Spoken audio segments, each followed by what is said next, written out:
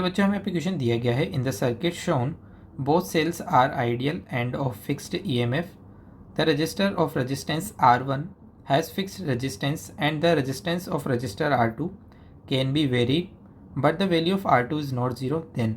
सो बच्चों इस क्वेश्चन में हमें यहाँ पे एक सर्किट दिया हुआ है। सर्किट के अंदर दो सेल्स हैं जो कि आइडियल है और फिक्स्ड ईएमएफ के हैं।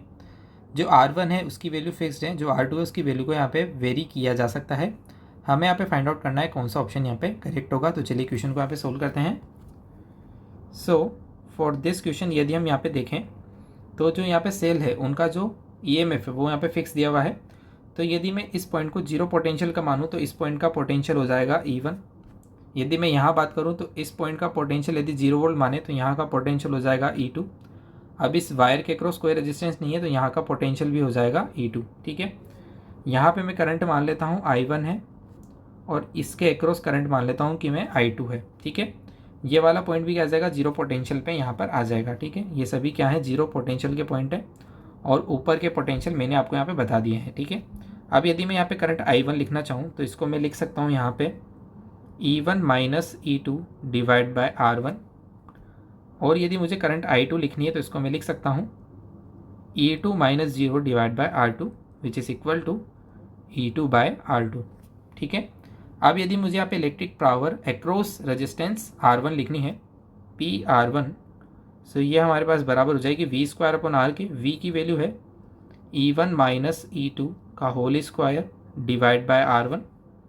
ठीक है, यदि मुझे पावर अक्रॉस R2 लिखना है तो ये हो जाएगा E स्क्वायर अपॉन R2। ठीक है, E2 का स्क्वायर डिवाइड बाय R2।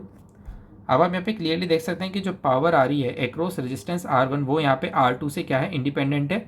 जैसा कि ऑप्शन नंबर ए में बोला गया है the electric power deliver to resistor of resistance R1 is independent of R2। या R2 से क्या है यहाँ पे इंडिपेंडेंट है। सो ऑप्शन नंबर ए क्या होगा यहाँ पे करेक्ट होगा फिलहाल। चलिए अब बाकी ऑप्शन अपन यहाँ पे चेक करते हैं। Electric power delivered by E1 is independent of R2। तो electric power delivered by E1 हमें यहाँ पे फाइंड आउट करनी है।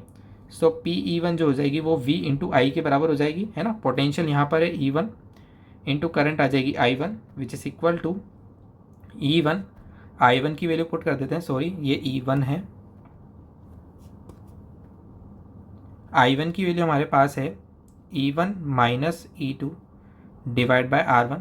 इसे भी आप यहाँ पे देख सकते हैं कि ये भी यहाँ पे इंडिपेंडेंट ऑफ R2 आ रहा है। सो ऑप्शन नंबर बी भी क्या होगा यहाँ पे करेक्ट होगा। बाकी ऑप्शन हमें यहाँ पे दिए हुए हैं electric power delivered by E1 is dependent on R2, तो ये R2 पे डिपेंड नहीं करिए। So option number D C यहाँ पे इनकरेक्ट होगा। Electric power delivered by R1 is dependent on R2, तो ये R2 पे डिपेंड नहीं कर रही है, तो डी वाला ऑप्शन यहाँ पे इनकरेक्ट होगा। So for this question option number A and B will be correct. Thank you.